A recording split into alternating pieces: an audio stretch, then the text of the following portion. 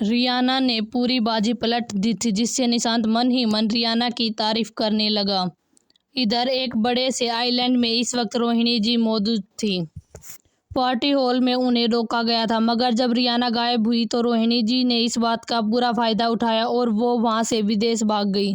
उसने इस वक्त बहुत महंगे कपड़े पहने हुए थे, एक मास्क पहने शख्स की गोदी में बैठी हुई थी। वे दोनों काफी करीब बैठे हुए थे। रोहिणी जी उस शख्स को सेड्यूस कर रही थी, वो शख्स सेड्यूस हो भी रहा था।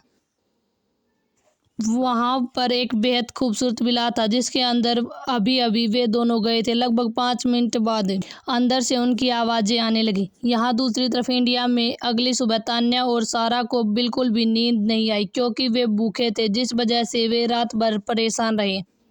दोनों ने सुबह नहाया और रेडी होकर बाहर आई, मगर बाहर गाड़ी या ड्राइवर कुछ भी नहीं था, जिससे दोनों को इतना गुस्सा आया कि उन्होंने वहां मौजूद गमलों को लात मार दी। मगर अफसोस, उन गमलों को कुछ भी नहीं हुआ, क्योंकि वो तो मिट्टी से भरा हुआ था। मगर लात मारने की वजह से तान्या के पैरों में लग गई। सारा ने जैसे तैसे तान्या को संभाला। वो दोनों पैदल ही चलने लगी। वो इलाका थोड़ा जंगल साइड में था, मगर वहाँ कोई भी जंगली जानवर नहीं थे, इसलिए उन दोनों को कोई डर नहीं था। मगर कुछ दूर चलकर दोनों बहुत थक गए थे, क्योंकि वो पैदल चलने के आदी नहीं थे। दोनों के पैरों में बहुत दर्द होने लगा। दोनों जैसे तैसे मेन रोड पर पहुंचे और उन्होंने अपने लिए एक टैक्सी रुकवाई। लगभग 1 घंटे बाद वे दोनों कॉलेज पहुंच गए, मगर जैसे ही दोनों कॉलेज में गए, सब लोग उन्हें अजीब नज़रों से देख रहे थे, जिससे वो आसपास देखने लगी। मगर सभी लोग उन दोनों को अजीब नज़रों से देख रहे थे। उन दोनों को कुछ भी समझ नहीं आ रहा था वे सब लोग उन दोनों को क्यों देख रहे हैं और धीरे धीरे बातें कर रहे हैं। तभी तान्या और सारा की एक दोस्त वहां आई। उसने अपने फ़ोन में एक वीडियो चलाई और उन दोनों के सामने कर दिया। और वैसे ही दोनों ने वीडियो देखी। उन दोनों की हैरानी का ठिकाना नहीं रहा। तान्या की आंखों में आंसू बहने लगे।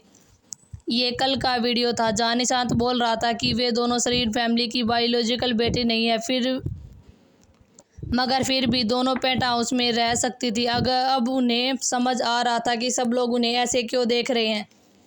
तभी वहाँ एक लग्जरियस कार आकर रुकी। जिस कार में पहले निशांत उतरा, उसके बाद रियाना भी कार से उतर गई। निशांत ने रियाना को ख्याल रखने को बोला और वहाँ से निकल गया, क्योंकि उसकी एक बहुत ज़रूरी मीटिंग थी। वही रियाना को देखकर सब लोग उसे देखने लगे, क्योंकि अब सबको पता था रियाना शरीन खानदान की बायोलॉजिकल और इकलौती बेटी है। कुछ लोग हैरान थे। कुछ लोगों को रियाना से जलन हो रही थी, मगर तान्या को रियाना से नफरत हो रही थी। सारा तान्या दोनों ही उसे नफरत और गुस्से से घूर रही थी। रियाना सबको इग्नोर कर क्लास की ओर जाने लगी, मगर तान्या ने रियाना का रास्ता रोक दिया और वो गुस्से से बोली, रियाना, ये सब तुमने ही करवाया है ना? तुमने मेरा सब कुछ छीन कर चैन नहीं मिला तो तुम अब मुझे कॉलेज फोरम में भी बुली कर रही हो। भाई उसकी बातें सुनकर रियाना उसे अजीब नज़रों से देखने लगी। तभी रियाना बोली, अच्छा, हमने तुम्हारा सब कुछ छीना है और हम तुम्हें बुली कर रहे हैं? मगर ये बताओ, क्या तुम असल में शरीन खानदान की असली बेटी हो जो हमने तुम्हारी जगह छीनी है? हमने तो बस अपनी जगह वापस ली है। तुम्हें भी पता है तुम नहीं बल्कि हम शरीन खानदान की बेटी हैं। फिर ये बताओ, इतने साल तुमने हमारी जगह छीनी या हमने? जिसे सब तान्या को बुरा भला बोलने लगी। ये तान्या कितनी बेशरम है, ये असली बेटी ना होकर भी कैसे बोल रही है? मुझे तो ऐसा लगता है शायद इन दोनों बहनों को पहले से ही सच्चाई पता थी, मगर फिर भी दोनों सच्चाई एक्सेप्ट नहीं की, क्योंकि अगर ये सच्चाई सबको पता चल जाती तो ये दोनों पैसों का रोब और शरीन खानदान का होने का घमंड दिखाती थी, वो दोनों नहीं दिखा पाती। ये तान्या कितनी घटिया मासूम बनने का ड्रामा करती है। ये दोनों लड़कियां रियाना की जगह छीनने वाली है। रियाना ने कभी इसके साथ कुछ भी नहीं किया, फिर भी ये दोनों उसे हमेशा बुली करती रहती थी। वही सब तान्या और सारा को गाली देने लगे। आज सब लोग तान्या की चापलूसी नहीं कर रहे थे, वे लोग कुछ ना कुछ बोले ही जा रहे थे। सारा को इतना गुस्सा आया, वो आगे बढ़ी। उसने रियाना को थप्पड़ मार दिया, मगर उससे पहले ही ऋषभ ने उसका हाथ पकड़ लिया और रियाना से दूर झटक दिया, जिससे सारे गिरते गिरते बची। वो रोते हुए बोली, ऋषभ, तुम अभी भी इसका सपोर्ट कर रहे हो जबकि इसने हमें घर से निकाल दिया। जिस पर ऋषभ बोला, वो घर रियाना का ही है, फिर तुम इस घर में किस हक से रहने की सोच रही हो? उन्होंने तुम्हें पेंट हाउस दिया है, मगर तुम्हें तो फिर भी रियाना की जगह ही छीननी है। इतना बोलकर वो नफरत से सारा और तान्या को देखने लगा। वही भीड़ से एक लड़की ये सब देखकर मुस्कुरा रही थी। वो बोली सरप्राइज अच्छा लगा होगा, फिर खुद से हंसते हुए बोले ऑफ कोर्स लगा होगा। इतना बोलकर वो वहाँ से चली गई। ऋषभ और रश्मिका ने भी ये बहुत इंजॉय किया था और ऋषभ ने आज के ड्रामे की वीडियो सरीन फैमिली के सारे लोगों को भेज दी, यहाँ तक कि अपने फैमिली वाले लोगों को भी, ताकि कोई भी तान्या को पसंद न करे। रियाना ने एक नज़र तान्या और सारा को देखा, जिसका हाल बहुत ही बुरा लग रहा था, मगर उसे उन पर बिल्कुल भी रहम नहीं आया, क्योंकि वो दोनों ही इसी के काबिल, दोनों बहुत ही ज़्यादा गिरी हुई थी। वे तीनों वहाँ से चले गए, भीड़ भी वहाँ से निकल गई। जिन लोगों का तान्या पर क्रश था, वो लोग आज उसकी सच्चाई और हरकतें देखकर उसे नापसंद करने लगे थे। सबके जाने के बाद तान्या ज़ोर ज़ोर से रोने लगी। उसे अपने इंसल्ट बर्दाश्त नहीं हो रही थी। तभी सारा बोली तान्या रोना बंद करो, हमें सरीन मेंशन जाना है, हम मोम और बड़ी मोम को सब कुछ बता देंगे, फिर देखते हैं कौन हमें घर से निकालता। इतना बोलकर वे अपनी जगह से उठे और वहां से टैक्सी लेकर सरीन मेंशन के लिए निकल गए। इधर सरीन मेंशन ने वो वीडियो देखी तो वो सब हैरान रह गए। उस वीडियो में दिख रहा था कि कैसे लोग बोल रहे हैं कि तान्या और सारा रियाना को बुली करते थे। अभी भी तान्या और सारा रियाना को ही दोषी दिखा रहे हैं। जो थोड़ी बहुत हमदर्दी फैमिली के दिल में उन दोनों के लिए बची थी, वो भी ख़त्म होगी। सोनल जी को बहुत दर्द हो रहा था, क्योंकि सारा रियाना को परेशान कर रही थी, मगर फिर भी कल वो उस एहसान फरामोश लड़की के लिए उदास थी। उन्होंने सोच लिया था कि वो रियाना को ही बेटी की तरह प्यार करेगी। अर्चना जी बेहद गुस्से में थी। तान्या और सारा सरीन मेंशन के लिए निकल चुके थे। इधर कॉलेज में रियाना और उसके दोस्त क्लास में बैठे थे। तभी रश्मिका बोली रियू क्या निशांत भाई ने उन दोनों डायनों को घर से निकाल दिया, जिस पर रियाना ने उन्हें पिछली रात की सारी बताई, जिसे सुनकर ऋषभ और रश्मिका हैरान रह गए, मगर फिर हंसने लगे। भाई सब लोग उन्हें देख रहे थे, मगर इस बात से उन तीनों को कोई फर्क नहीं पड़ा। वो तीनों अपनी अपनी बातों में लगे रहे। इधर दूसरी तरफ सरीन मेंशन के बाहर एक गाड़ी आकर रुकी। उस गाड़ी से तान्या और सारा निकले। उन दोनों को देखकर गार्ड्स के चेहरे अजीब हो गए, मगर फिर भी उन लोगों ने मजबूरी में दोनों को ग्रीट किया, जिसे देखकर दोनों के चेहरे पर घमंडी मुस्कान आ गई। उन दोनों ने उन सबको इग्नोर किया और वहां से अंदर चले गए। वे दोनों हॉल में पहुंचे, जहां पूरी सरीन फैमिली हॉल में बैठी हुई थी। जब सबकी नज़र उन दोनों पर पड़ी तो उन सबका चेहरा अजीब हो गया, मगर तान्या और सारा ने ये चीज़ नोटिस नहीं की। वे दोनों जल्दी से सोनल जी और अर्चना जी के गले लगी, मगर उन दोनों ने उन्हें बैक हक नहीं किया, जिसे महसूस कर तान्या और सारा उन दोनों से अलग हुए और सोनल जी और अर्चना जी को देखने लगे। तान्या और सारा रोते हुए बोली मोम क्या हुआ, क्या आप हमसे नाराज़ हैं? जिसे सुनकर अर्चना जी और सोनल जी ने उन दोनों को बिना भाव देखा। उसके बाद उन्होंने अपना फ़ोन दोनों के हाथों में रख दिया, जिसमें एक वीडियो चल रही थी। जैसे ही दोनों ने वीडियो देखा, दोनों के चेहरे पीले पड़ गए। वो दोनों डरी नज़रों से अर्चना जी और सोनल जी को देखने लगी, जिनके चेहरे पर नाराज़गी देखी जा सकती थी, जिससे सारा और तान्या दोनों घबरा गई। वो दोनों अपनी बातें समझाने लगी, मगर सोनल जी ने सारा और तान्या का हाथ दिखाकर रोक दिया। सोनल जी ने एक थप्पड़ सारा को मारा, जिसे सारा हैरान रह गई। वो अविश्वास से सोनल जी को देखने लगी, क्योंकि आज तक सोनल जी ने कभी भी उस पर हाथ नहीं उठाया था। वो आंसू भरी नज़रों से सोनल जी को देखने लगी, मगर आज सोनल जी पर सारा का आंसुओं का कोई भी असर नहीं हुआ। वो बिना भाव के बोली बस हुआ, और कितना झूठ बोलोगी, तुम कितनी बेशरम हो सकती हो, मुझे सब कुछ पता चल चुका। तुम और तान्या मिलकर रियू को बुली करते थे, जबकि वो भी इस घर की बेटी थी। भले ही पहले सच्चाई पता नहीं थी, मगर वो पहले भी यहाँ रहती थी। मगर तुम दोनों ने बिना वजह उसे बुली किया, और अब जब सारी सच्चाई बाहर आ गई है, तब भी तुम दोनों उसे सबके सामने गलत साबित करना चाहती हो। मुझे शर्म आ रही है कि मैंने तुम जैसी स्वार्थी लड़की को कभी अपनी बेटी माना।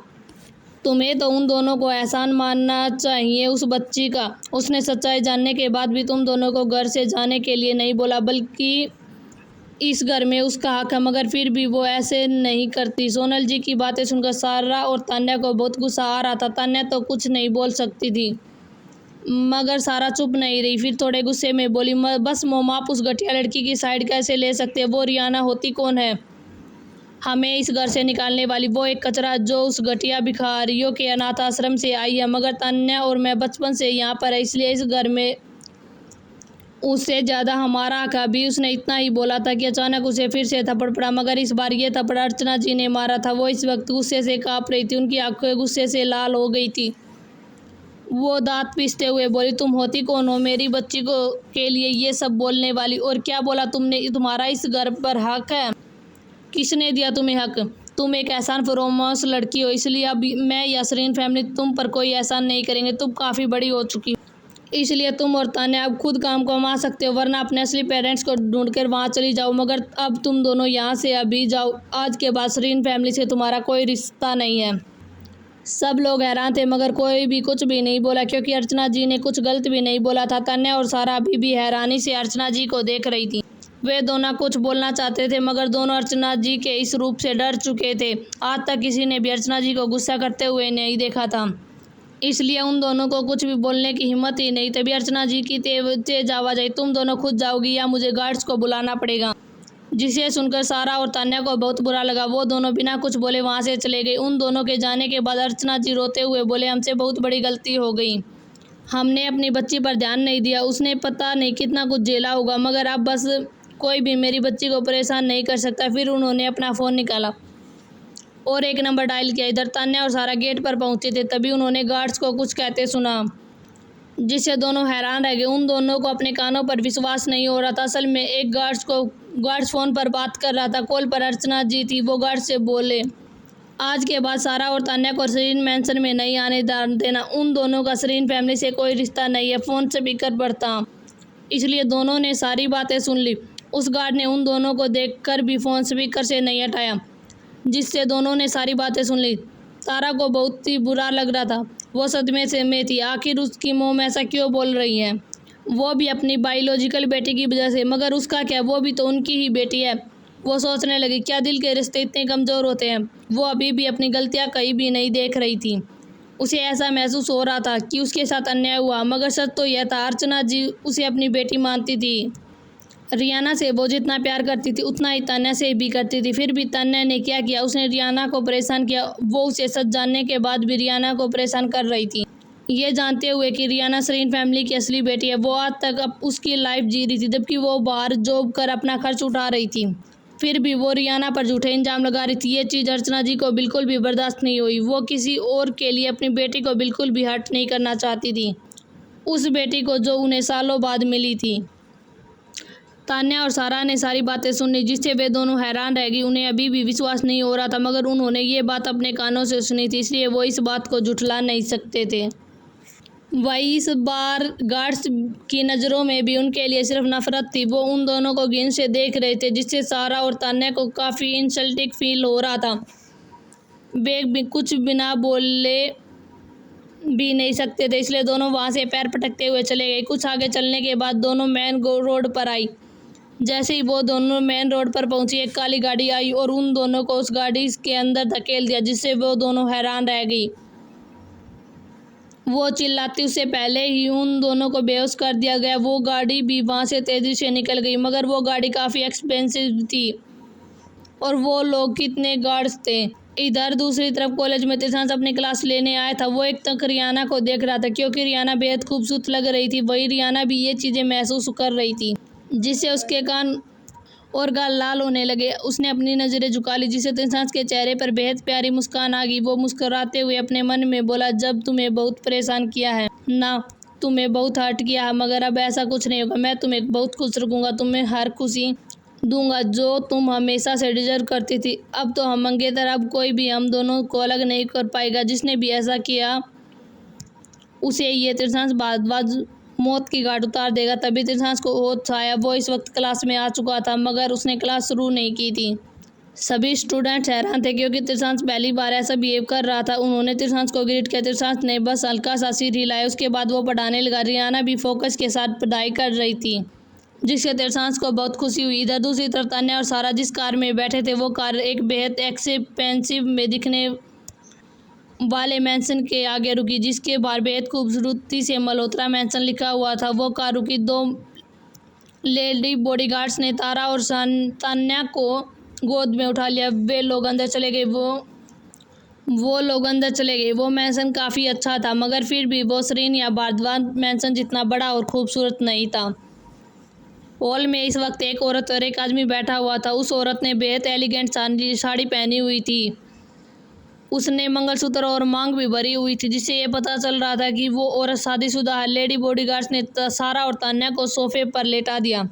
उन्होंने ये बहुत ही सावधानी से किया था। तभी कुछ देर बाद सारा और तान्या को होश आ गया। वो दोनों आसपास देखने लगी, मगर जब उन्होंने देखा कि वो किसी अनजान जगह पर हैं, वो दोनों डर गए और डर से आसपास देखने लगे, मगर तभी दोनों की नज़र एक शख्स पर पड़ी जिसे देखकर दोनों हैरान रह गई, मगर जल्दी ही वो हैरानी गुस्से में बदल गई।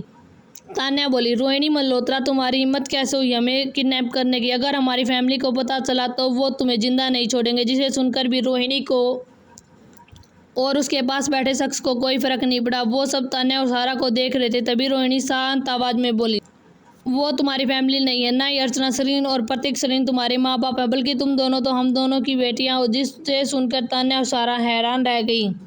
सारा बोली, तुम झूठी हो, हम दोनों तुम्हारी बेटियां नहीं है। इतना बोलकर उन दोनों ने एक दूसरे को देखा, फिर जोर जोर से हंसने लगी। वो दोनों आराम से उस सोफे पर बैठ गई।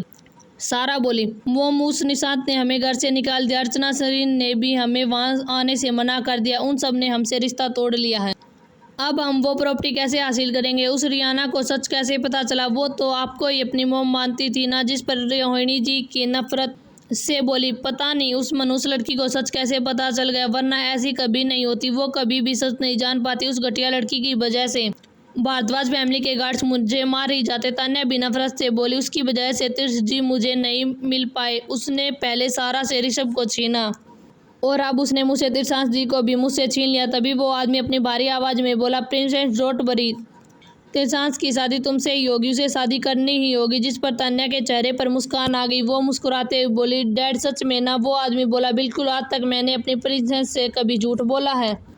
फिर वो लोग कुछ डिस्कशन करने लगे। इससे ये पता चला कि तान्या और सारा को पहले से ही सच्चाई पता थी। फिर भी उन दोनों ने ये सब ड्रामा किया ताकि प्रॉपर्टी को वो पा सके, मगर निशांत और रियाना ने उन सब के मंसूबों पर पानी फेर दिया। कॉलेज में छुट्टी हो चुकी थी। जैसे रियाना पार्किंग में पहुंची, उसे वहां तिरसांस खड़ा नजर आया। वो अपनी गाड़ी में टेक लगाकर खड़ा था। वह सरीन फैमिली और भारद्वाज फैमिली के अलावा सबको जाना माना जाता था, मगर रश्मिका भी वहां जाती है। ऋषभ और रश्मिका ने जब तिरसांस को देखा तो वो रियाना को चिढ़ाने लगे, जिससे रियाना के गाल लाल हो गए।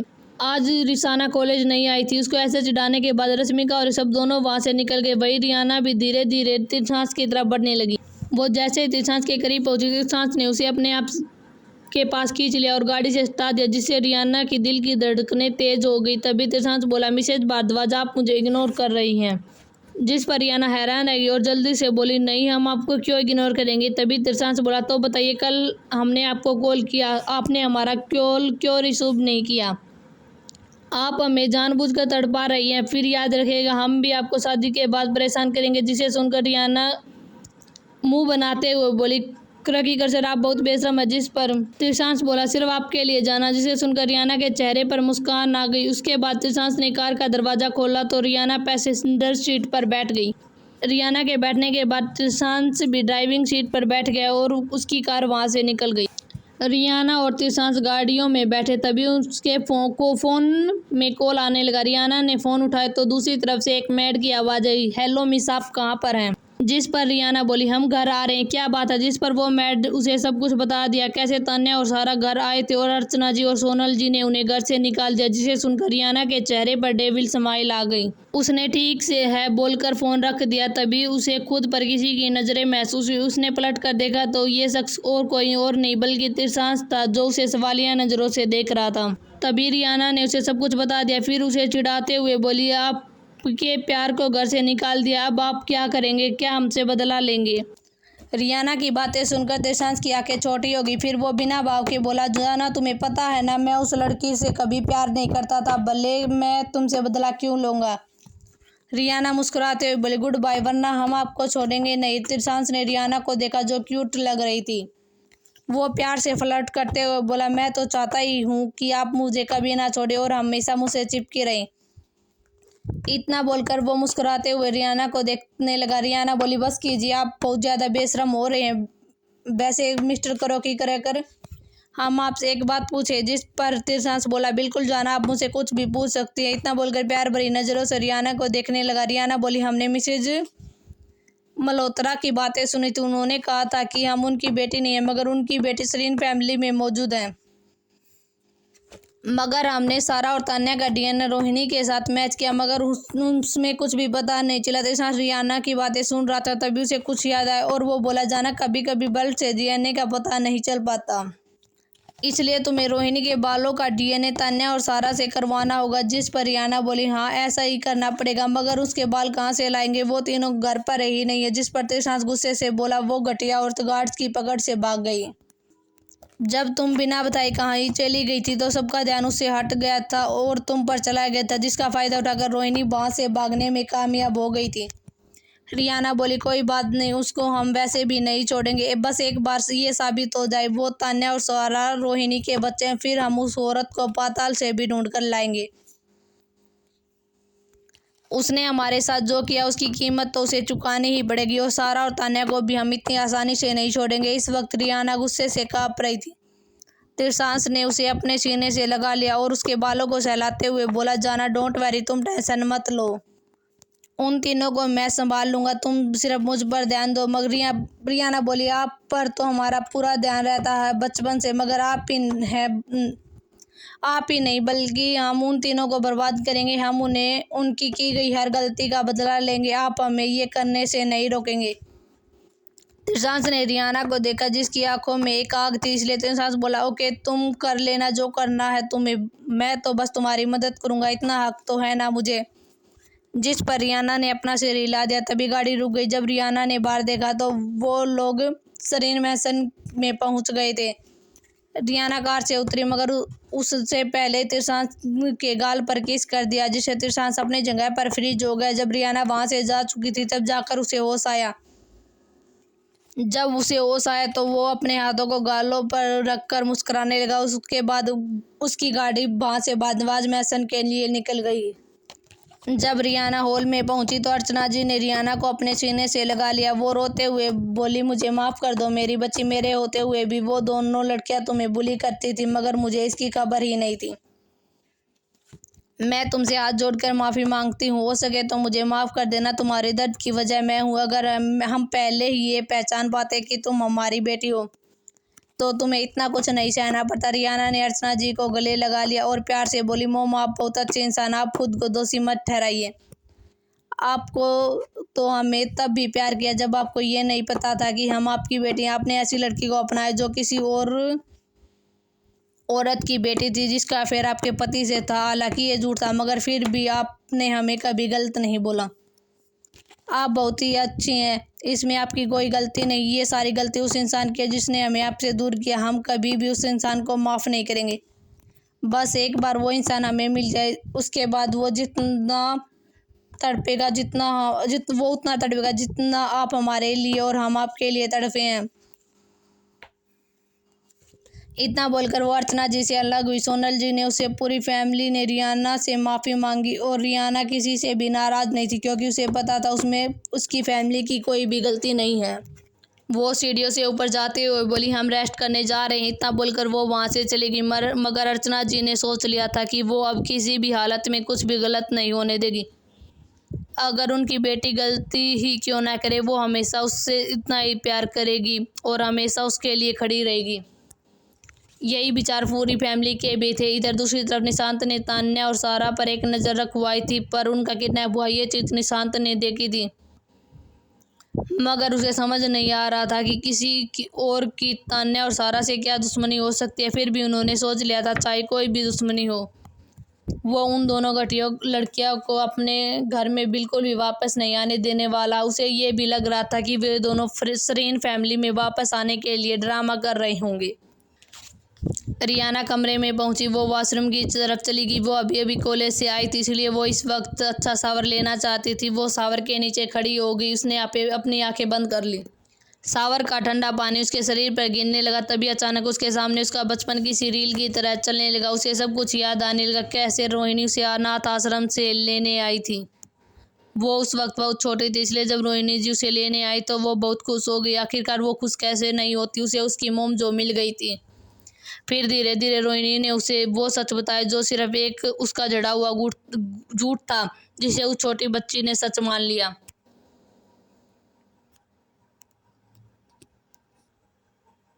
रोहिणी की वजह से रियाना बचपन से सरीन फैमिली से नफरत करने लगी। उसे सबसे ज़्यादा नफरत तान्या से थी, क्योंकि रोहिणी उसे तान्या की तरह बनने को कहती थी, जिस वजह से रियाना को ऐसे लगता था कि वो तान्या से कम है। इसलिए रोहिणी उसे तान्या की तरह बनने को बोलती है, जिस वजह से रियाना उसे नापसंद करने लगी। उसे याद आया कैसे रोहिणी ने उसे यूज किया ताकि वो प्रतीक जी के करीब जाकर अर्चना जी की जगह ले सके। उसे जैसे जैसे यह सब याद आ रहा था, वो वैसे वैसे उसकी आंखों में नफरत उतर रही थी। अचानक उसने आंखें खोली, उसकी आंखें खून की तरह लाल थी। वो गुस्से में बोली, मिस मल्होत्रा, हम आपको छोड़ेंगे नहीं, आपने हमारा पूरा बचपन खराब कर दिया। अभी हमें पता नहीं, मगर हमें लगता है जिस तरह आप उस घटिया तान्या की तारीफ करती थी, उस हिसाब से वही आपकी बेटी होगी। एक बार ये बात कन्फर्म हो जाए, फिर देखिए हम आपके कैसे बर्बाद करते हैं। इतना बोलकर उसने शावर बंद कर दिया और बाथरोब पहनकर बाहर आ गई। वो मिरर के सामने खड़ी होकर खुद के अक्स को देख रही थी। उसका रंग सांवला था, मगर वो हद से ज़्यादा खूबसूरत थी। उसने अपने बालों को ड्राई किया, उसके बाद एक शॉर्ट्स और टी शर्ट पहन लिया। अचानक ही उसके दिमाग में दिलशांस की बात याद आई। वो खुद से बोली, रोहिणी, हमें रोहिणी और तान्या और सारा के बाल चाहिए, मगर वो तीनों कहाँ? ये बात तो हमें पता ही नहीं, अब हम क्या करें? तभी उसे निशांत की याद आई। इसलिए उसे पता था जरूर निशांत ने उन दोनों पर नज़र रखवाई होगी। इसलिए उसने जल्दी से निशांत को एक मैसेज किया। 1 मिनट से कम टाइम में निशांत का रिप्लाई आ गया। उसने रियाना को बताया कि तान्या और सारा का किडनैप हो चुका है, जिसे सुनकर रियाना हैरान रह गई। उसने हैरान होकर निशांत को कॉल लगा दिया, जिसे निशांत ने जल्दी से रिसीव कर लिया। रियाना बोली, भाई, उन दोनों को किसने किडनैप किया? और जिस पर निशांत बोला, प्रिंसेस, अभी तक तो ये पता नहीं चल पाया, मगर तुम चिंता मत करो, हम जल्दी पता कर लेंगे। खैर, तुम उन दोनों के बारे में क्यों पूछ रहे हो? जिस पर रियाना ने उसे सब कुछ बता दिया, जिसे सुनकर निशांत हैरान होकर बोला, अगर ये बात सच हुई तो फिर तो रोहिणी को कोई नहीं बता सकता। वो घटिया औरत हमें इतने सालों से धोखा देती आई और हम उसके इरादों को पहचान नहीं पाए। फिर शांति से बोला, प्रिंसेस, डोंट वरी, अब तो उन तीनों को मिलना और भी ज़रूरी हो गया है। तभी रियाना के दिमाग में एक आइडिया आया, जिसे सुनकर निशांत खुश हो गया। उसने इसके लिए हामी भर दी। निशांत बोला, ठीक है, पहले हमें पूरी फैमिली से बात करनी होगी, उसके बाद हम तुम्हारा बताया गया प्लान एग्जीक्यूट कर सकते हैं। रियाना ने भी ओके बोल दिया और फ़ोन रख दिया। फ़ोन रखने के बाद रियाना बोली, मुझे पता है ये प्लान ज़रूर काम करेगा। अगर ऐसा हुआ तो तुम दोनों को कोई भी नहीं बचा पाएगा। उसके बाद वो बेड पर लेट गई, क्योंकि वो बहुत ज़्यादा थक चुकी थी। इधर दूसरी तरफ भारद्वाज मैंशन में जब सबने ऋषभ की भेजी हुई वीडियो देखी तो सबको बहुत ही गुस्सा आया। तारा जी बोली, वो घटिया लड़की, इसकी इतनी हिम्मत कैसे हुई? उसने हमारी रियू से ये सब बोलने की। मुझे तो पहले से ही पता था कि वो लड़की जैसी दिखती है वैसी नहीं है। तभी रिसाना बोली, आपने बिल्कुल सही कहा। बड़ी मोम इतने साल सरीन मैंशन फैमिली के साथ रही, फिर भी वो अच्छी नहीं बन पाई। पता नहीं किसका गंदा खून है जो वो इतनी घटिया। मगर रियाना ने ये बात पहले कही होती तो शायद उसे ऐसा बोलने पर डांट पड़ती, क्योंकि भले ही वो बुरी थी, मगर वो सरीन खानदान की बेटी थी। मगर अब जब सबको सच्चाई पता चल चुकी थी, इसलिए वो तान्या को एक कचरे से ज़्यादा कुछ नहीं समझते थे।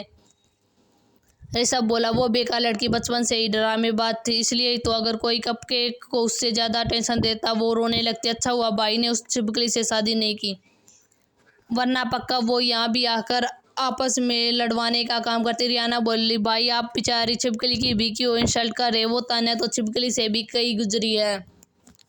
वैसे ऐसा होना पॉसिबल है या नहीं पता नहीं, मुझे उस तान्या और रोहिणी को देखकर ऐसा लगता वे दोनों माँ बेटी हैं। उन दोनों की हरकतें भी सेम है। जिस पर सबके दिल में एक बात बैठ गई। सबको भी रियाना की बातें सही लगी, मगर वे बिना सबूत के कुछ भी नहीं बोल सकते थे। रात के समय सरीन फैमिली डाइनिंग टेबल पर बैठी हुई, तभी निशांत ने सबको देखा। उसके बाद सीरियस आवाज़ में बोला, मुझे आप सबसे कुछ बात करनी है। जिस पर पूरी फैमिली निशांत को देखने लगी। तो निशांत ने बताया कि रोहिणी कैसे रियाना से तान्या की बजाय की तरह बनने को बोलती थी, कैसे वो तान्या की तारीफ करती थी। वो बोला, मुझे लगता है कि तान्या रोहिणी की बेटी है, मगर इसका सबूत अभी हमारे पास नहीं है, इसलिए अभी कुछ भी पक्का नहीं है, क्योंकि उनका डीएनए मैच नहीं हो रहा। मगर बहुत से मामलों में खून से डीएनए का पता नहीं चलता, इसलिए हम रोहिणी और तान्या के बालों का डीएनए करवाएंगे, मगर उनके लिए उन दोनों के बाल चाहिए होंगे। जिस पर अद्विक बोला, आगे क्या सोचा है फिर तुमने? तभी निशांत रियाना की ओर देखने लगा। रियाना ने गहरी सांस ली, फिर उसने सबको प्लान बता दिया। इधर मल्होत्रा मैंशन में जो इंडिया में ही मौजूद था, रोहिणी और उसके साथ शामिल आदमी दोनों ही इंडिया आ चुके थे। उन दोनों ने ही तान्या और सारा को किडनैप करवाया था, ताकि वो ऐसा करके सरीन फैमिली को ब्लैकमेल कर सके। वे चारों आपस में बातें करने लगी। तभी तान्या का फ़ोन बजने लगा। जैसे ही तान्या ने फ़ोन देखा वो हैरान रह गई। उसका चेहरा देखकर सब लोग फ़ोन को देखने लगे। तभी सबकी नज़र तान्या की कॉलर आईडी पर पड़ी जिस पर निशांत भाई लिखा हुआ था, जिसे देखकर वो तीनों हैरान रह गए। तभी उस आदमी ने फ़ोन उठाने का इशारा किया। तान्या ने फ़ोन उठा लिया।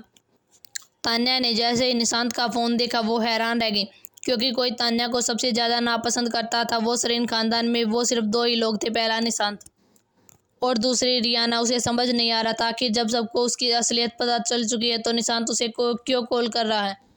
क्या वो उसे धमकाना चाहता है या कोई नई बात है? इसलिए उसने अपने सामने मौजूद आदमी को इशारा मिलते ही तान्या ने फ़ोन रिसीव कर लिया।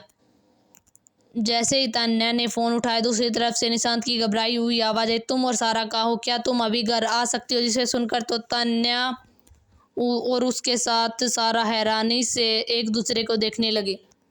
उन्हें समझ नहीं आ रहा था कि निशांत उन्हें आखिर घर क्यों बुला रहा है। इसलिए तान्या बोली, नहीं मैं वहाँ नहीं आ सकती, क्योंकि अब मैं आपकी कज़न नहीं हूँ। वैसे भी मोम और चाची ने हमें वहाँ आने से मना किया। जिसे सुनकर निशांत ने एक नज़र सोनल जी और अर्चना जी की तरफ देखा, फिर धीमी आवाज़ में बोला, एक्चुअली आज मोम और बड़ी मोम ने तुम्हारी और सारा का एल्बम देखा, जिससे वो दोनों बहुत इमोशनल हो गई। हालांकि वो तुम दोनों को इतनी जल्दी माफ़ नहीं करने वाली, क्योंकि तुमने रियू के साथ गलत किया है, मगर फिर भी वो तुम दोनों को इतनी जल्दी नहीं भूल सकती। आखिर तुम बचपन से उनके साथ रही, वो तुम्हें अब भी अपनी बेटियों की तरह प्यार करती है।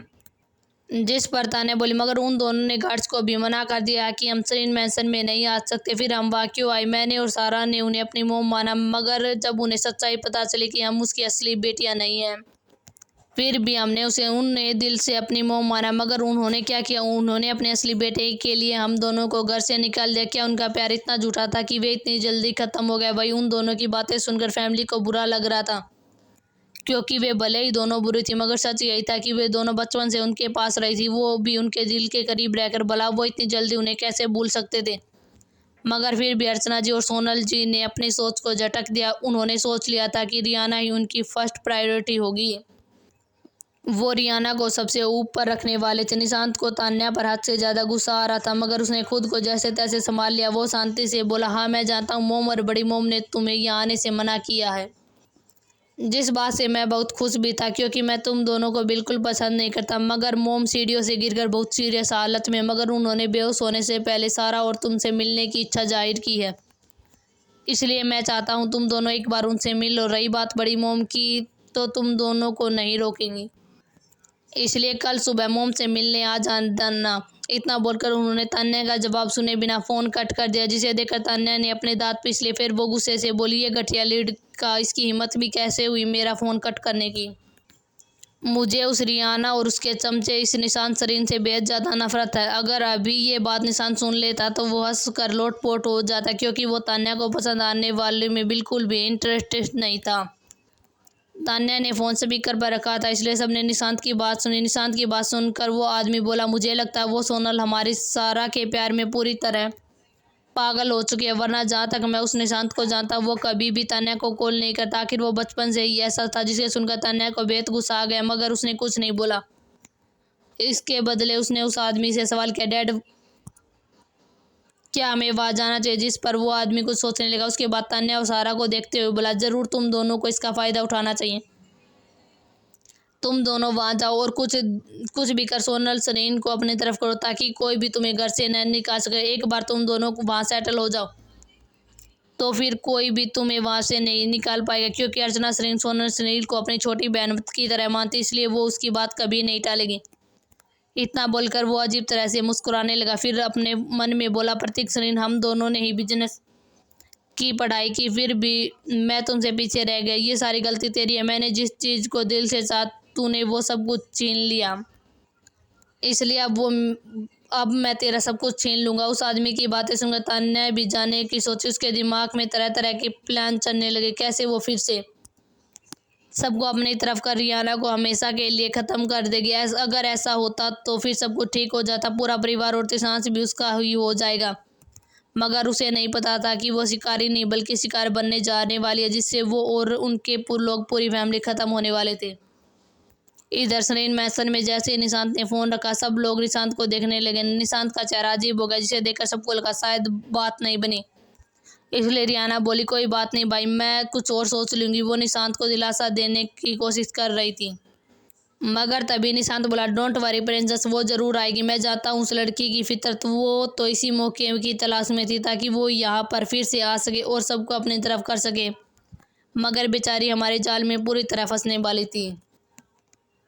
निशांत की बातें सुनकर रियाना के चेहरे पर साथी मुस्कान आ गई। वो अपने मन में बोली, बिल्कुल भाई, वो दोनों घटिया लड़कियां खुद को बहुत ज़्यादा चालाक समझती हैं, मगर अब उनकी यही चालाकी उनकी बर्बादी का कारण बनने वाली है। सबका डिनर लगभग ख़त्म हो चुका था, इसलिए वे सब लोग अपने अपने कमरों में चले गए। जब रियाना अपने कमरे में पहुंची, अचानक ही उसका फ़ोन रिंग करने लगा। जब उसने कॉलर आईडी देखी तो उसके चेहरे पर मुस्कान आ गई। उसने फ़ोन उठाकर जैसे ही कान पर लगाया, दूसरी तरफ से आवाज़ आई, जाना, जिसे सुनकर रियाना की धड़कनें तेज़ी से धड़कने लगी। तिरसांस की आवाज़ फ़ोन में भी काफ़ी अट्रैक्टिव साउंड हो रही थी। रियाना खुद को संभालते हुए बोली, हाँ आप क्या कर रहे हैं? जिस पर तिरसांस रियाना की कांपती आवाज़ महसूस की, उसके चेहरे पर जुनूनी मुस्कान छा गई। वो मुस्कुराते हुए वो अपने मन में बोला, जाना, मेरी आवाज़ से जब तुम सहर सकती हो तो ये देखना काफ़ी दिलचस्प होगा। जब मैं तुम्हारी रूह में उतरूंगा तो तुम्हारा क्या हाल होगा। मैं तुम्हें अपनी बाहों में भरकर प्यार करने के लिए बेचैन हूँ। इतना बोलकर वो लंबी लंबी सांसें लेने लगा। जब रियाना ने ये महसूस किया तो वो घबराते हुए बोली, कर सर, ये क्या हुआ? क्या आप ठीक तो है ना? रियाना की बातें सुनकर तिरसांस बोला, नहीं जाना, मैं बेचैन हूँ। इस वक्त तिरसांस की आवाज़ बहुत ज़्यादा भारी हो रही थी, जैसे वो खुद को मुश्किल से कंट्रोल कर रहा हो। जब रियाना ने तिरसांस की बातें सुनी, वो घबराते हुए बोली, आपको बेचैनी क्यों हो रही है? क्या आपकी तबीयत खराब है? रियाना की ऐसी मासूमियत पर तिरसांस को उस पर और भी प्यार आने लगा। वो अपने डीप वॉइस में बोला, जाना, तुम समझ नहीं रही हो। मैं तुम्हारे लिए बेचैन क्योंकि मैं तुम्हें पूरी तरह पाना चाहता हूँ। रियाना जो अभी तक सोच रही थी तिरसांस की तबीयत खराब है, मगर अब उसे महसूस हो रहा था कि तिरसांस कैसी बेचैनी महसूस कर रहा था, जिससे उसके कान और गाल, यहाँ तक कि गर्दन भी चटक लाल रंग की हो गई। उसे हद से ज़्यादा शर्म आ रही थी। वो कुछ बोल ही नहीं पा रही थी। तिरसांस की ऐसी बातें सुनकर उसके पेट में बटरफ्लाइयाँ उड़ रही थी। साथ ही वो खुद को काफ़ी रेस्टलेस महसूस कर रही थी, इसलिए उसने जल्दी से बोला, क्रैकी कर सर, कल बात करते हैं, हमें नींद आ रही है। इतना बोलकर उसने जल्दी से कॉल कट कर दिया। तिरसांस, जिसके चेहरे पर अभी भी शरारती मुस्कान थी, वो गायब होगी। वो बेचैनी से बोला, जाना, तुम मुझे इस हालत में पहुँचा कर कैसे जा सकती हो? तुम्हें इसकी मेडिकल कॉलेज में मिलेगी। इतना बोलकर वो वहाँ से बाथरूम की तरफ चला गया। उसने ठंडा शावर लिया। हालांकि ठंड का मौसम था, मगर फिर भी वो ठंडा शावर ले रहा था क्योंकि उसे बहुत ज़्यादा ज़रूरत थी इसकी। इधर फ़ोन कटने के बाद रियाना अपने बेड पर गिर गई। उसने खुद को रजाई से पूरी तरह ढक लिया। उसके कानों में अभी तक तिरसांस की डीप मैग्नेटिव वॉइस बेचैन कर रही थी। आवाज़ अभी भी गूंज रही थी, जिसे उसे हद से ज़्यादा शर्म आ रही थी। उसे तो ये सोचकर भी शर्म आ रही थी वो कॉलेज में उसका सामना कैसे करेगी। ये सोचते सोचते रियाना को नींद आ गई। वही दूसरी तरफ मल्होत्रा मैंसन में तान्या और सारा ने सोच लिया था कि वो कैसे भी कर सोनल जी को अपनी तरफ करने की कोशिश करेंगे। फिर जब वो पहले की तरह उन दोनों पर भरोसा करने लगेंगी, उसके बाद वे दोनों रियाना को सबकी नज़रों में बुरा साबित कर उसे घर से निकाल देंगे। मगर उनके ये ख्याली पुलाव पूरे होने वाले नहीं थे। वो तो बाद में ही पता चलने वाला था। सरीन मैंसन में निशांत को तान्या और सारा की लोकेशन मिल चुकी थी, जिसके उससे उसके चेहरे पर डरावनी मुस्कान आ गई। वो मुस्कुराते हुए बोला, रोहिणी मल्होत्रा, तुमने मेरी बहन का फ़ायदा उठाकर बहुत गलत किया है, जिसकी कीमत तू और तेरे साथ शामिल सारे लोगों को चुकानी होगी। मगर उससे पहले कल तुम्हारे बाल चाहिए, जिसका इंतज़ाम मैं कर चुका हूँ। इतना बोलकर उसने एक शख्स को मैसेज किया, जल्दी काम ख़त्म कर होटल प्लाजा के रूम नंबर 2 में मिलो और वहाँ से वो चीज़ रख लेना जो चीज़ मैंने तुमसे मंगाई थी। दूसरी तरफ से रिप्लाई आया, ठीक है, जैसे आपने बोला बॉस वैसा ही हो जाएगा। ये सब करने के बाद वो भी सोने चला गया। अगली सुबह जब रियाना की नींद खुली तो उसने खुद को कंबल में लिपटा हुआ पाया। तभी उसे कल रात की सारी बातें याद आई, जिससे वो फिर से शर्म से लाल होगी। तभी उसकी नज़र घड़ी पर पड़ी, जिसे देखकर वो जल्दी से वॉशरूम की तरफ दौड़ी, क्योंकि कल उसे काफ़ी लेट नाइट नींद आई थी, जिससे उसे सुबह उठने में देरी हो गई। उसने जल्दी शावर लिया और कॉलेज के लिए रेडी होने लगी। उसने आज बेहद खूबसूरत ड्रेस पहना था जो उसके घुटनों तक ही आ रहा था। वो ब्लैक ड्रेस में बहुत ही हॉट लग रही थी। उसके पैरों में हील्स पहने हुए थे जो उसके हॉट लुक को और भी ज़्यादा अट्रैक्टिव बना रहे थे। उसने अपने बालों को खुला छोड़ा हुआ था। मेकअप के नाम पर सिर्फ लिप ग्लोज जो उसके हल्के पिंक लिप्स को अट्रैक्टिव बना रहा था। उसने एक नज़र खुद को देखा, फिर मुस्कुराते हुए वहाँ से नीचे चलेगी। जैसे ही नीचे आई सब लोगों ने उसे प्यार भरी नज़रों से देखने लगे। उसने सबको गुड मॉर्निंग मिस किया और नाश्ते के लिए डाइनिंग टेबल पर बैठ गई। इधर दूसरी तरफ तान्या और सारा भी नाश्ता कर रहे थे। अभी वो सिर्फ 3 ही लोग थे क्योंकि वो आदमी कल ही जा चुका था। वो हफ्ते में 1-2 बार ही रोहिणी जी के साथ रहता था, इसलिए अक्सर वो तीनों ही एक साथ नाश्ता किया करते थे। तभी रोहिणी बोली, तान्या और सारा, उस चालाक लड़की से बचकर रहना। ऐसा कुछ मत करना जिससे दोनों घटिया औरतें फिर से नाराज हो जाएं। जिस पर तान्या बोली, डोंट वरी मोम, मैं और सारा सब कुछ अच्छे से मैनेज करेंगे। इस बार हम नहीं बल्कि वो रियाना उस घर से बाहर निकलेगी, जिससे और कोई नहीं बल्कि सोनल सुरील ही निकालेगी। इतना बोलकर उन्होंने एक दूसरे को देखा और उनके चेहरे पर इविल स्माइल आ गई। दोनों जल्दी से अपना नाश्ता खत्म किया और वहां से चले गए। उन दोनों के जाने के बाद रोहिणी मल्होत्रा बोली, तुम दोनों इस बार फेल नहीं होने चाहिए, वरना मैं तुम दोनों को अपने साथ बिल्कुल भी नहीं रखूंगी। जो मेरे काम का ना हो वो मेरे किसी भी काम का नहीं। ऐसा बोलते हुए वो बहुत ही ज़्यादा डरावनी लग रही थी। हालांकि तान्या और सारा को ये पता नहीं था कि वो किस षड्यंत्र में फंस रहे हैं। जल्दी ही वे सब कुछ खोने वाले थे।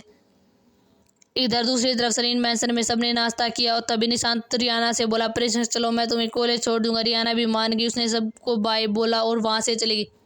अद्विक भी रियाना को कॉलेज ड्रॉप करना चाहता था, मगर अफसोस रियाना उससे बात ही नहीं करती थी। इसका कारण ये रियाना की नफरत नहीं थी। वो अद्विक से कोई नफरत नहीं करती, मगर बचपन से ही रियाना का अद्विक के साथ कोई खास बॉन्ड नहीं था।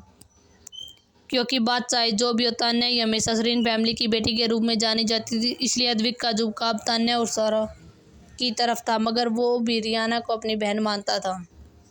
मगर ये बात भी सच थी, भले ही उसे रियाना से अटैचमेंट फील होती थी, मगर उसे रियाना को देखकर अपने पिता का अपनी माँ से के साथ किया हुआ धोखा याद आता, जिसकी वजह से वो कभी रियाना को पूरी तरह नहीं अपना पाया था। अब जब उसे सच्चाई पता थी, वो भी रियाना को प्यार और केयर करना चाहता था, जो वो चाहकर भी बचपन में नहीं कर पाया। मगर रियाना उसके साथ बात ही नहीं करती थी। उसका चेहरा उदास हो गया, मगर वो कर ही क्या सकता था। आज उसकी ज़रूरत घर पर थी, क्योंकि वो प्लान रियाना के ने सोचा था उसमें अद्विक का एक बड़ा रोल निभाने वाला था। रियाना और निशांत दोनों घर से बाहर आ गए। निशांत रियाना के लिए गाड़ी का दरवाज़ा खोला और खुद भी जाकर गाड़ी में बैठ गया। उसकी गाड़ी वहाँ से कॉलेज के लिए निकल गई। जैसे निशांत की गाड़ी वहाँ से निकली, उसके कुछ 15 मिनट बाद एक और गाड़ी वहाँ गेट पर आकर रुकी, मगर गार्ड्स ने गेट नहीं खोला। तब जब तान्या को बहुत गुस्सा आया और वो गुस्से से बोली, उसने खिड़की से अपना सिर बाहर निकाला और गार्ड्स पर चिल्लाते हुए बोली, तुम गार्ड्स क्या कर रहे हो, जल्दी से गेट खोलो, हमें अंदर जाना है। जब गार्ड्स ने गाड़ी में तान्या को वहाँ फिर से देखा तो उन्हें कोई खुशी नहीं हुई, मगर फिर भी उन्होंने गेट खोल दिया, क्योंकि उन्हें कल ही ऑर्डर दिया गया था कि तान्या और सारा को कोई ना रोके। जब उन्होंने गार्ड्स को गेट खोलते हुए देखा तो दोनों बहनों के चेहरे पर घमंडी मुस्कान आ गई। वो दोनों घमंड से आगे बढ़ी और गार्ड्स को गेट के अंदर की तरफ ड्राइव की। उसके बाद कार से उतरकर वे मैंसन के अंदर चली गई। तभी एक गार्ड्स बोला, ये चालक लोमड़िया फिर यहाँ क्यों आ गई, क्योंकि उन्होंने फिर से सबको अपनी मासूमियत के जाल में फंसा लिया। मुझे तो छोटी मिस के लिए बहुत बुरा लग रहा, आखिर उन्हें ही क्यों बार बार सहना पड़ता, जबकि वो कितने दयालु है। सभी ने उस गार्ड की बातों पर सहमति जताई। इधर तान्या और सारा जैसे ही हॉल में पहुंचे, सब लोगों का मुंह बन गया, जिसे देखकर तान्या और सारा के मुस्कान चेहरे पर ही जम गई। उन्हें ऐसा बिल्कुल भी नहीं सोचा, मगर जो अभी हो रहा था उन दोनों को इसका बहुत शौक नहीं लगा, क्योंकि सच्चाई जानकर सबका ऐसा ही रिएक्ट करना नॉर्मल था। तभी उन दोनों की नज़र सोनल जी पर पड़ी, जिसे देखकर दोनों हैरान रह गई। सोनल जी के माथे पर पट्टी लगी थी, साथ ही वो इस वक्त व्हील चेयर पर बैठी थी। उन्हें देखकर ऐसा लग रहा था कि वो सच में बहुत बीमार है। सारा ने जैसे ही सोनल जी की ऐसी हालत देखी, उसके दिल में एक टीस हुई, मगर उसने खुद की फीलिंग को नज़रअंदाज कर दिया और एक्टिंग करते हुए बोली, मोम ये आपके साथ कैसे हुआ। इतना बोलकर वो रोने लगी। वही हाल तान्या का भी था, उसने भी रोना धोना शुरू कर दिया। भाई उन दोनों की एक्टिंग देखकर सबको उन पर गुस्सा आ रहा था, मगर कोई कुछ नहीं बोला।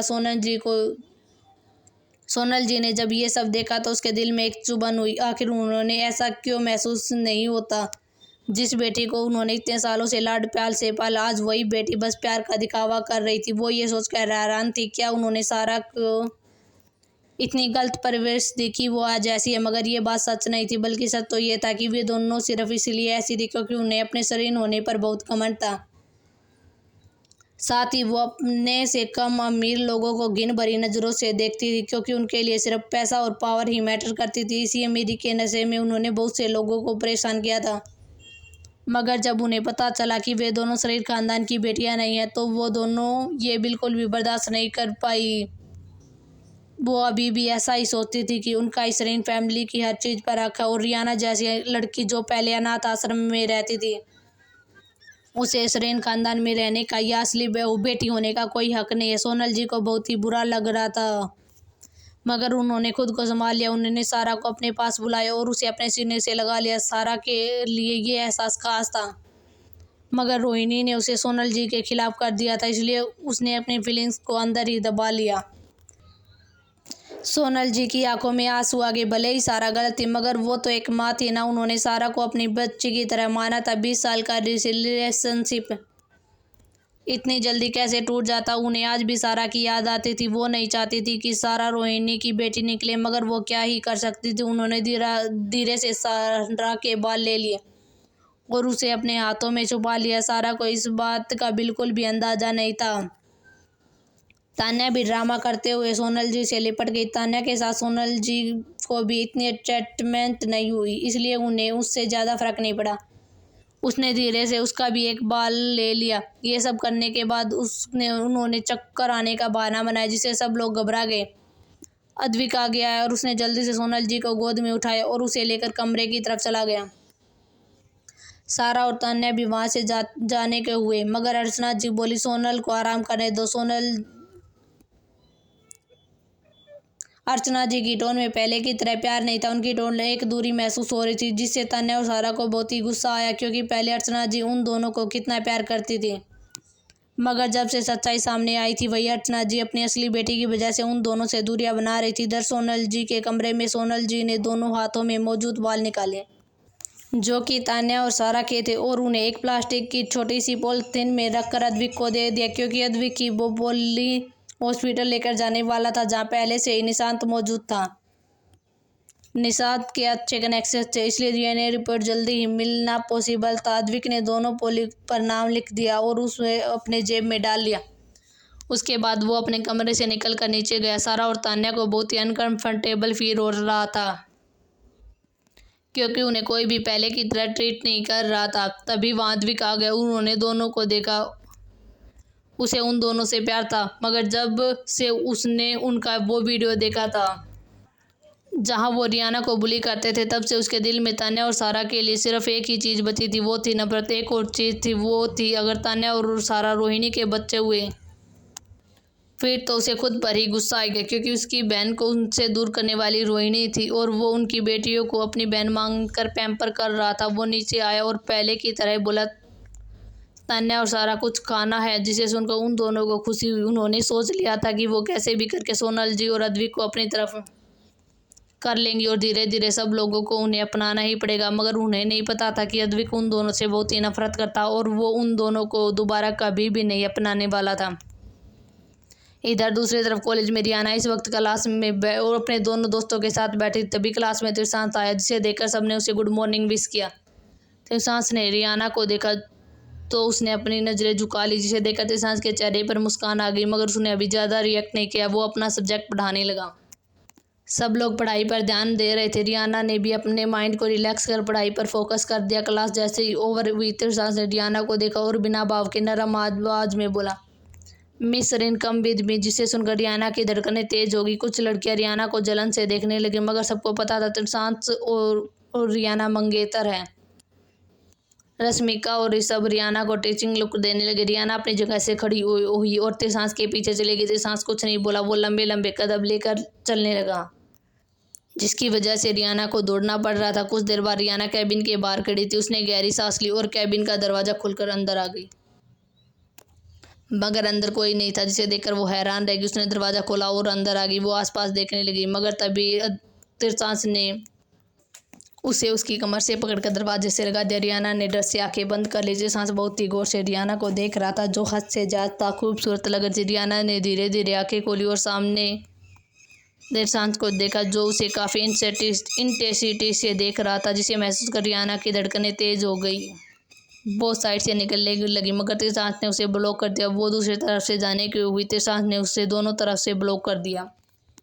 रियाना तिरसांस को देखकर बोली, मिस्टर ग्रकीकर सर, आप ये क्या कर रहे हैं? उसकी बातें सुनकर तिरसांस ने उसके कानों में दी आवाज में बोला, तुम्हें नहीं पता जाना? जिससे रियाना के रोंगटे खड़े हो गए। वो ना में गर्दन हिलाने लगी। वही उसका ऐसा क्यूट रिएक्शन देखकर तिरसांस बोला, ओके जाना, डोंट वरी, मैं समझा देता हूँ। इतना बोलकर उसने होठों को कैप्चर कर लिया और उसे किस करने लगा, जिससे रियाना की सांसें अटक गई। कुछ देर बाद तिरसांस ने उसके होठों को छोड़ा और उसके गला को चूमने लगा। रियाना से तिरसांस बोला, ये तुम्हारी पनिशमेंट है। जिसे सुनकर रियाना की आंखें बड़ी होगी मगर वो कुछ रिएक्ट नहीं कर पा रही थी। थोड़ी देर बाद तिरसांस ने उससे अपने माथे से रियाना के माथा जोड़ा और लंबी लंबी सांसें लेने लगा। रियाना सांस लेने के लिए पहले ही स्ट्रगल कर रही थी, इसलिए तिरसांस ने उसे अपने सीने से लगा लिया। फिर उसके माथे को चूमते हुए बोला, जाना अब और बर्दाश्त नहीं कर सकता, इसलिए मैं जल्द ही तुमसे शादी करूंगा। वही शादी की बातें सुनकर रियाना के चेहरे पर चमक आ गई, क्योंकि वो भी तिरसांस से शादी करना चाहती थी।